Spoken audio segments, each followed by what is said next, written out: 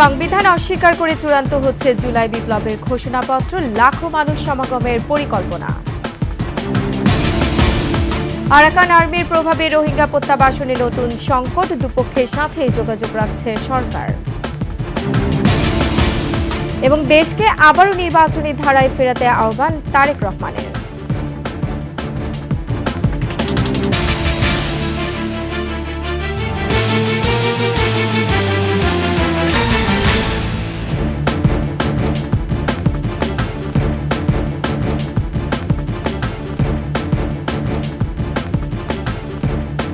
শুনছিলেন সংবাদ শিরোনাম। আমন্ত্রণ ২১শে সংবাদে, সাথে আছে আমি রোমান আমিন। দর্শক, ২১শে টেলিভিশনের সংবাদে একই সাথে সরাসরি দেখতে পাবেন আমাদের ফেসবুক পেজ www.facebook.com/episode24 অনলাইনে। এছাড়া সাবস্ক্রাইব করতে পারেন www.youtube.com/@21 চ্যানেলে।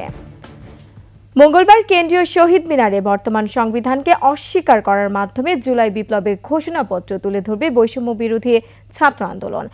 ছাত্র সমন্বয়কদের দাবি, এই কর্মসূচিতে অংশ নেবেন ১.৫ থেকে ২.৫ লাখ মানুষ। এদিন থেকে দেশের রাজনীতিতে নতুন দিগন্তের সূচনা হচ্ছে বলেও মন্তব্য তাদের।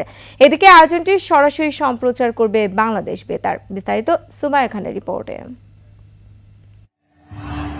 জুলাই থেকে কোটা বিরোধী আন্দোলন, আর সেখান থেকে বৈষম্য বিরোধী আন্দোলন, পরে ৩রা জুলাই তার রূপ নেয় শেখ হাসিনা সরকার পতনের এক দফা আন্দোলনে। ৫ আগস্ট গণ অভ্যুত্থান বিপ্লব বলে দাবি করে আসছেন ছাত্র সমন্বয়কেরা। তাই জুলাই বিপ্লবের ঘোষণাপত্রকে তুলে ধরতে ৩১ ডিসেম্বর কেন্দ্রীয় শহীদ মিনারে আয়োজন করা হয়েছে ব্যাপক জমায়েতের। আমরা আশা করি এটা হচ্ছে ১.৫ থেকে ২.৫ লাখ মানুষ হতে পারে। জনগণের স্বতঃস্ফূর্ত অংশগ্রহণের মধ্য দিয়ে এদিন নতুন রাজনৈতিক সম্ভাবনার সূচনা হবে বলে আশা বৈষম্য বিরোধী ছাত্র আন্দোলনের। বৈষম্যবিরোধী ছাত্র আন্দোলনের প্রক্লেমেশনটা এই জাতির জন্য বড় আনন্দ বয়ে আনবে, তাদেরকে নতুন স্বপ্ন দেখাবে। সেই জায়গায় হচ্ছে দুইটাকে আমরা একসাথে সম্মিলন করতে চাচ্ছি, যে নতুন বছরের আনন্দ এবং হচ্ছে প্রক্লেমেশন ঘোষণার আনন্দ। অনুষ্ঠানের নিরাপত্তা নিশ্চিত করতে মোতায়েন করা হয়েছে অন্তত ৫০০ পুলিশ সদস্য। পুরো বিষয়টা দেখভাল করবেন হচ্ছে জয়েন্ট কমিশনার অপারেশনস। সুমাইয়া খান, ২১শে টেলিভিশন, ঢাকা। মিয়ানমারের রাখাইনে বিদ্রোহী আরাকান আর্মির ক্রমবর্ধমান প্রভাবে রোহিঙ্গা প্রত্যাবাসনে সৃষ্টি হয়েছে নতুন সংকট। পরিস্থিতি নাগালের বাইরে যাবার আগেই সীমান্তে চোখ কান খোলা রাখার পরামর্শ বিশ্লেষকদের। সেই সঙ্গে বৈদেশিক কূটনীতির আবহে রাজনৈতিক সমাধানে এক টেবিলে বসা উচিত বলে মনে করছেন তারা। বিস্তারিত আকবর হোসেন সুমনের রিপোর্টে। সীমান্ত ঘেঁষা মিয়ানমারের রাখাইন রাজ্য দখল নিয়েছে বিদ্রোহী আরাকান আর্মি। সামরিক জান্তার সঙ্গে টেক্কা দিতে জারি রেখেছে বিরোধী অবস্থান।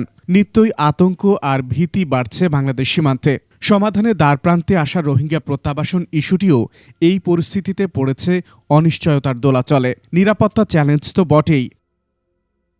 ভৌগোলিকভাবে লাগোয়া সীমান্তে অস্থিরতা বাড়লে বাড়তে পারে মাদক চোরাচালান, মানব পাচার ও অস্ত্র কারবারির মতো ভয়ঙ্কর অপরাধ। রাখাইনদের উগ্রতা হিংস্রতায় রূপ নিলে ক্ষতিগ্রস্ত হতে পারে বাংলাদেশ। বোঝা হিসাব হচ্ছে যে রোহিঙ্গা প্রত্যাবাসনের জন্য যেটুকু উদ্যোগ আমরা গত কিছুদিনে দেখেছি, সেই উদ্যোগটা এখন আরেকটা নতুন জটিলতার মধ্যে পড়ল। কারণ এখন ধরেন আমরা যদি মিয়ানমার সরকারের সাথে একটা চুক্তি বা একটা আয়োজন করিও, সেটা মাঠ পর্যায়ে বাস্তবায়নের ক্ষেত্রে যদি আরাকান আর্মি আমাদের সহযোগিতা না করে, তাহলে সেটা বাস্তবায়ন করা যাবে না। এখন এই মুহূর্তে তো আরাকান আর্মির সাথে আমাদের কোনো প্রাতিষ্ঠানিক যোগাযোগ নাই। আরাকান আর্মি তো স্টেট একটা না, স্টেট না তো এটা, বা এখানে একটা আলাদা যুদ্ধ শুরু হতে পারে, তখন রোহিঙ্গা ঢুকে যেতে পারে। এমন হতে পারে তারা আমাদের কিছু জায়গা দখল করে ফেলতে পারে। হয়তো হবে না, কিছুই হবে না, সুন্দর হবে, কিন্তু আমরা যদি আগে যে মেজারগুলো নিয়ে ফেলি তাহলে সুবিধা হবে। এই গুমোট পরিস্থিতিতে রোহিঙ্গা প্রত্যাবাসন প্রক্রিয়া সংকটে পড়বে বলে মনে করেন বিশ্লেষকরা। আজকে যদি আমি মিয়ানমারে তার রাষ্ট্রের সীমানার মধ্যে তাদের কোনো একটা বিদ্রোহী গোষ্ঠীর সাথে যোগাযোগ করি বা কাজ করি আনুষ্ঠানিকভাবে, তাহলে কিন্তু আমিও কিন্তু অন্যের জন্য কিন্তু জায়গা তৈরি করলাম বা দৃষ্টান্ত তৈরি করলাম। তো কাজেই আমাকেও সেই জায়গায় সাবধানভাবে যেতে হবে, চিন্তা করে যেতে হবে। আমরা যদি তাদের সাথে একটা বন্ধুত্ব সম্পর্ক তৈরি করতে পারি আরাকান আর্মির সাথে, ওদের সামনে একটা দুর্ভিক্ষ আসতেছে, এটা আমি এতটুকু বলতে পারি, সেখানে আমরা তাদের সাহায্য করতে পারি, ছোটো আকারে করি, আমরা করতে পারি, যেটাই করি না কোনো জাতিসংঘের সঙ্গে নিয়ে করতে হবে।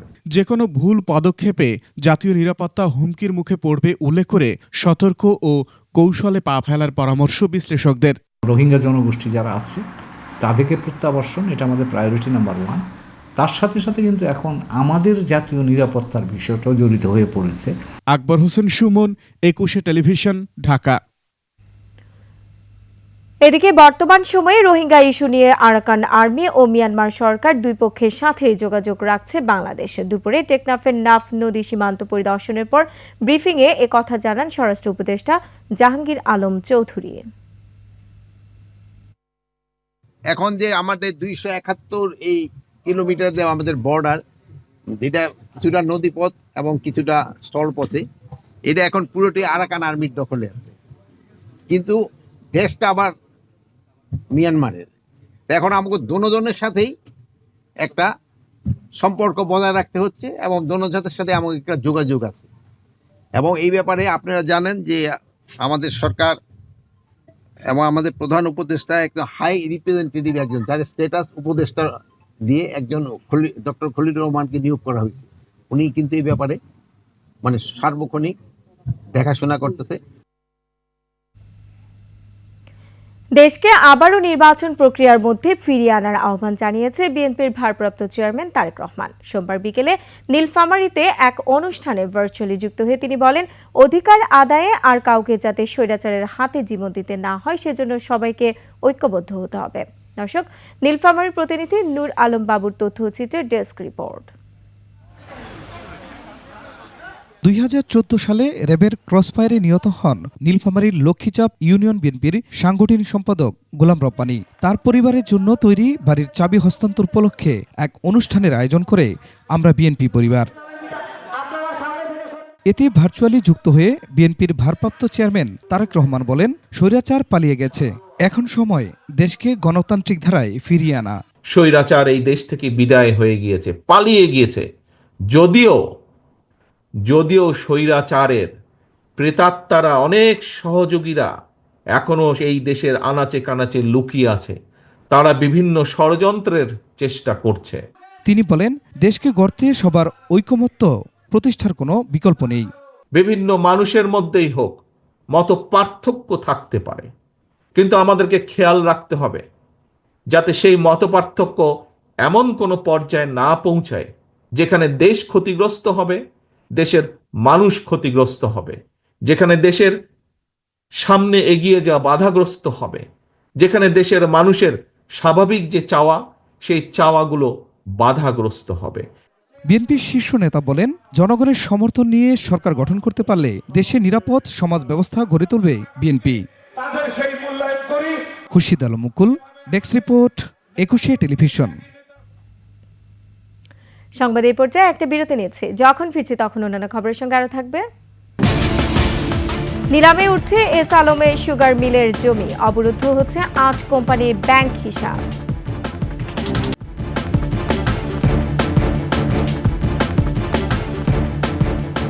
বিরতির পর আবার আমন্ত্রণ 21 সংবাদে। যুক্তরাজ্যে আইন ভঙ্গের দায়ে জরিমানার মুখোমুখি হতে যাচ্ছেন শেখ রেহানার মেয়ে এবং যুক্তরাজ্য পার্লামেন্টের লেবার পার্টির সদস্য ও মন্ত্রী টিউলিপ সিদ্দিক। সম্পত্তি থেকে আয় হওয়া অর্থ 1 বছরের বেশি সময় অপ্রদর্শিত রাখার অভিযোগে তাকে 10,000 পাউন্ড জরিমানা করা হতে পারে। আফসানা নীলার ডেস্ক রিপোর্ট। দীর্ঘ সময় ধরে যুক্তরাজ্যে বসবাস করছেন শেখ রেহানার মেয়ে টিউলিপ সিদ্দিক। সে দেশের পার্লামেন্টে লেবার পার্টির সদস্য ও বর্তমানে মন্ত্রী হিসেবে দায়িত্ব পালন করছেন। এবার দেশটির আইন ভঙ্গের দায়ে শাস্তির মুখোমুখি হতে যাচ্ছেন তিনি। ব্রিটিশ সংবাদ মাধ্যম ডেইলি মেইলের প্রতিবেদনে বলা হয়, একটি সম্পত্তি থেকে ভাড়া বাবদ আয় অপ্রদর্শিত রাখার অভিযোগে তার বিরুদ্ধে তদন্ত শুরু করেছে পার্লামেন্টের স্ট্যান্ডার্ডস কমিশনার। তদন্তে দেখা গেছে একজন এমপি হিসেবে আর্থিক স্বার্থ সংশ্লিষ্ট বিষয়ে নিয়ম ভঙ্গ করেছেন টিউলিপ। বাড়িওয়ালা হিসেবে 1 বছরের বেশি সময় আয়ের সঠিক বিবরণ দেননি টিউলিপ, যদিও এটিকে প্রশাসনিক ত্রুটি হিসেবে স্ট্যান্ডার্ডস কমিশনারের কাছে ব্যাখ্যা দিয়েছেন তিনি। যুক্তরাজ্যে ভাড়া দেয়া সম্পত্তির ক্ষেত্রে এনার্জি পারফরম্যান্স সার্টিফিকেট ইপিসি থাকা বাধ্যতামূলক। যে বাড়িওয়ালারা 3 মাসেরও বেশি সময় ধরে ইপিসি নিয়ম মেনে না চলেন তাদের ন্যূনতম 10,000 থেকে শুরু করে 1.5 লাখ পাউন্ড পর্যন্ত জরিমানা করা হয়ে থাকে। বাংলাদেশে পারমাণবিক বিদ্যুৎ কেন্দ্র থেকে 400 কোটি পাউন্ড আত্মসাতের অভিযোগে টিউলিপ সহ তার পরিবারের 5 সদস্যের বিরুদ্ধে তদন্ত চলছে। আফসানা নীলা, টেস্ট রিপোর্ট, 21 টেলিভিশন। এবারে আভিভা ফিনান্স লিমিটেড বাণিজ্য সংবাদ।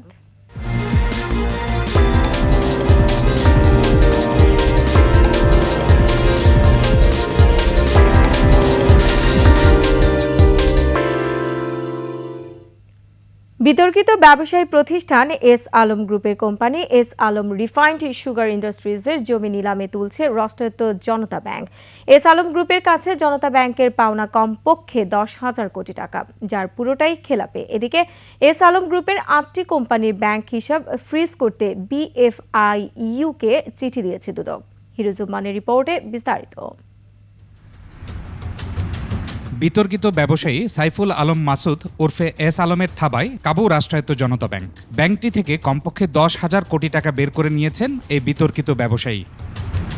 প্রাপ্ত তথ্য বলছে জনতা ব্যাংক থেকে এস আলমের কথিত ঋণে শতভাগই এখন খেলাপি। যেটি সমস্যা হচ্ছে যে এই মর্টগেজটা ওখানেও ওভার ভ্যালুড করা হয়েছে। দেখা যাচ্ছে যে যত টাকার এগেনস্টে ঋণ নেওয়া হয়েছে, কিন্তু মর্টগেজ যখন এটা নিলামে উঠাচ্ছে তখন দেখা যাচ্ছে যে এটার ভ্যালুয়েশনটা এত বেশি যে যত টাকার সে মর্টগেজ ঋণ নিয়েছে তার 1/5 ওই বর্তমান যে মর্টগেজ আছে সেটা বিক্রি করলেও হচ্ছে না। আর এস আলম রিফাইন্ড সুগার ইন্ডাস্ট্রিজের 1,777 কোটি টাকা খেলাপি আদায়ে কোম্পানিটির সম্পত্তি নিলামে তুলছে জনতা ব্যাংকের চট্টগ্রামের সাধারণ বীমা কর্পোরেট শাখা। সুতরাং এগুলো তো ব্যাংকের একটা বড় ধরনের ত্রুটি এতদিন হয়ে এসছে। এখন যতটুকু পারা যায় এই ব্যাংকগুলোকে এই কি বলে খেলাপি ঋণটা আদায় করে জনগণের যে আমানতটা তার ফিরিয়ে দেওয়া উচিত। এস আলমের 2,971 জমি নিলামে তোলা হচ্ছে বলে জানিয়েছেন সংশ্লিষ্টরা। এদিকে এস আলম গ্রুপের 8টি কোম্পানির ব্যাংক হিসাব ফ্রিজ করতে আর্থিক গোয়েন্দা ইউনিট বিএফআইইউকে চিঠি দিয়েছে দুর্নীতি দমন কমিশন দুদক। সম্প্রতি এই 8টি কোম্পানি বন্ধের ঘোষণা দেয় এস আলম গ্রুপ। হিরুজুম্মান, 21 টেলিভিশন, ঢাকা। রাজধানীর কলাবাগানে ব্যাংকিং কার্যক্রম শুরু করেছে পূবালী ব্যাংকের নতুন উপশাখা। উপশাখাটির শুভ উদ্বোধন করেন ব্যাংকের ব্যবস্থাপনা পরিচালক ও প্রধান নির্বাহী মোহাম্মদ আলী। বিশেষ অতিথি ছিলেন ঢাকা কেন্দ্রীয় অঞ্চল প্রধান ও মহাব্যবস্থাপক আবু লাইস মোহাম্মদ শামসুজ্জামান। সভাপতিত্ব করেন পান্থপথ শাখা প্রধান ও সহকারী মহাব্যবস্থাপক খোসদার আলিয়া। এছাড়া ব্যবসায়ী সহ ব্যাংকের ঊর্ধ্বতন কর্মকর্তা উপস্থিত ছিলেন। প্রধান অতিথি তার বক্তব্যে বলেন, দ্রুততম সময়ে গ্রাহকদের আধুনিক সেবা দিতে উপশাখাটি খোলা হয়েছে। ব্যবসা বাণিজ্য সম্প্রসারণ ও উন্নয়নে ভূমিকার কথা বলেও মন্তব্য করেন তিনি।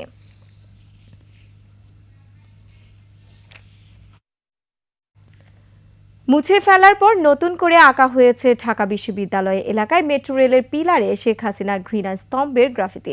এরপর সেই ছবিতে ঝাড়ু ও জুতা নিক্ষেপ কর্মসূচি পালন করেছে ছাত্র জনতা।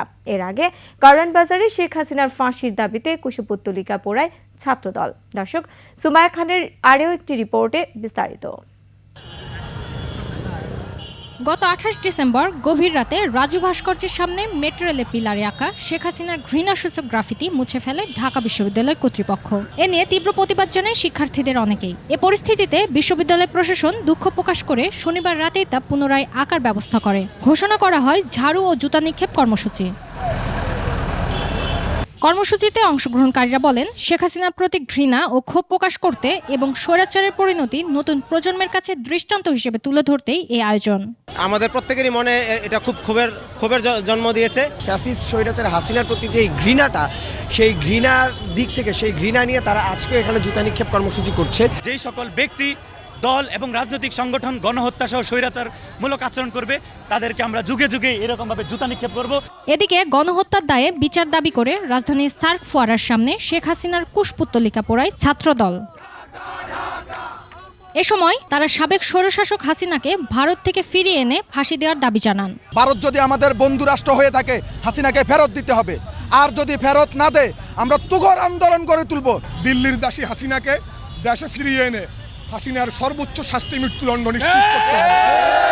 ছাত্রদলের নেতারা বলেন, ষড়যন্ত্রে লিপ্ত গণহত্যার দোসরদের প্রতিরোধের কোনো বিকল্প নেই। সুমাইয়া খান, 21 টেলিভিশন, ঢাকা। আর এরই সাথে শেষ করছি 21 সংবাদে যাবার আগে সংবাদ শিরোনামগুলো আরও একবার। সংবিধান অস্বীকার করে চূড়ান্ত হচ্ছে জুলাই বিপ্লবের ঘোষণাপত্র, লাখো মানুষ সমাগমের পরিকল্পনা। আরাকান আর্মির প্রভাবে রোহিঙ্গা প্রত্যাবাসনের নতুন সংকট, দুপক্ষের সাথে যোগাযোগ রাখছে সরকার।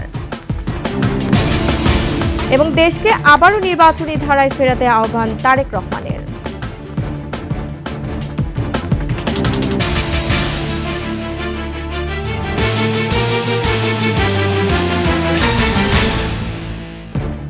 দর্শক, সর্বশেষ সংবাদ জানতে ডায়াল করুন 2021 নম্বর আর ভিজিট করুন 21-tv.com এই ওয়েবসাইটে। ফেসবুকে ভিজিট করতে পারেন www.facebook.com/124 অনলাইনে। এছাড়া সাবস্ক্রাইব করতে পারেন www.youtube.com/@21etv চ্যানেলে।